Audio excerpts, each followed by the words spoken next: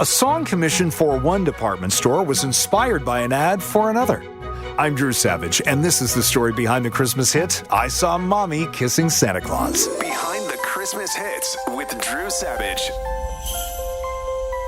Before we go any further into this episode, I do want to let you know that you might want to exercise some caution if you happen to be listening with young kids. There's some subject matter here that you might not find appropriate, so if you want to check out now and come back later, just push pause. I'll be waiting. Now, let's go back to the beginning of the song's history, to a time when so many of these Christmas classics began, World War II. Tommy Connor was a British songwriter born in London in 1904. He's primarily remembered for writing several Christmas hits, although only one became a hit outside his home country. His first was I'm Sending a Letter to Santa in 1939. It's from the perspective of a boy who's not writing a letter to Santa asking for toys. He's writing to ask that Santa bring Daddy safely home to me. It's a lovely song, but a song so obscure, it doesn't even have its own Wikipedia page. But you can find versions by Vera Lynn and other singers online. There's another one called The Little Boy That Santa Claus Forgot, and then several other non-holiday hits through the 40s. Then, in 1952, Tommy Connor saw an ad from Neiman Marcus department stores where a man dressed as Santa was with his wife. This was not the real Santa Claus. This was someone pretending to be him. And Connor was struck with this idea of, what if the man's wife were to plant a kiss on her husband and their children saw, not realizing it was Dad in disguise? He wrote the song, and a demo was recorded. Now here's where another department store gets involved, Saks Fifth Avenue. They were looking for a song for their holiday card campaign. Saks were the ones to commission the recording of the song, which was done through Columbia Records. Columbia's CEO, Mitch Miller, had a knack for matching novelty songs with the perfect child singer.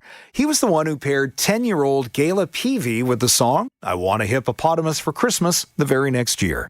But in 1952, when he saw the music and lyrics for I Saw Mommy Kissing Santa Claus, he immediately thought of 12-year-old Jimmy Boyd. Jimmy was born in Mississippi. His family spent everything they had for train tickets to California in search of a better life. That would come, but not for a while.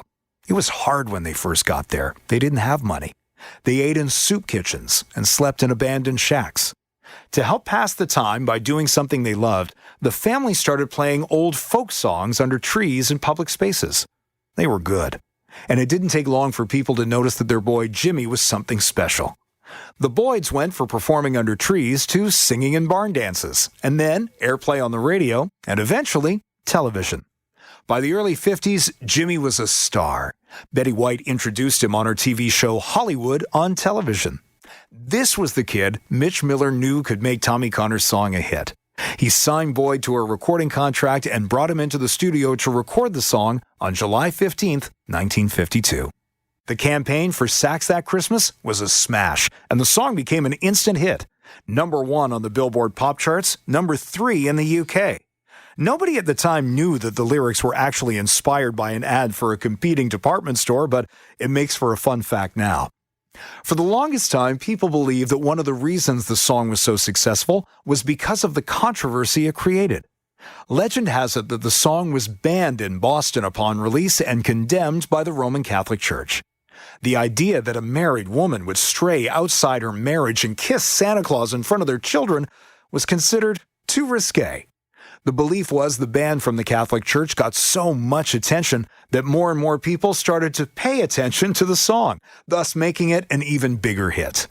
It's even believed that Columbia flew Jimmy Boyd out to Boston to meet with the church and explain the misunderstanding. Mommy wasn't kissing the real Santa Claus. She was kissing the kid's father. While the story suggests that there were cameras there to document this meeting, none of those pictures seem to exist. Search for them online. They're not there.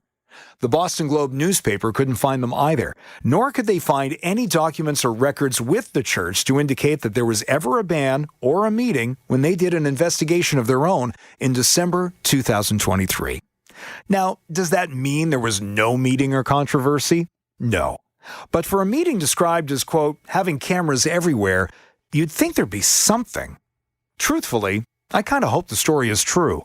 It makes for a better story. And it's always fun to believe at Christmas time.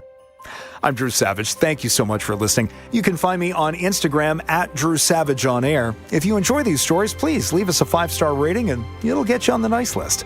And leave us a review too, and feel free to comment on songs and subjects you'd like to hear about on a future episode of Behind the Christmas Hits.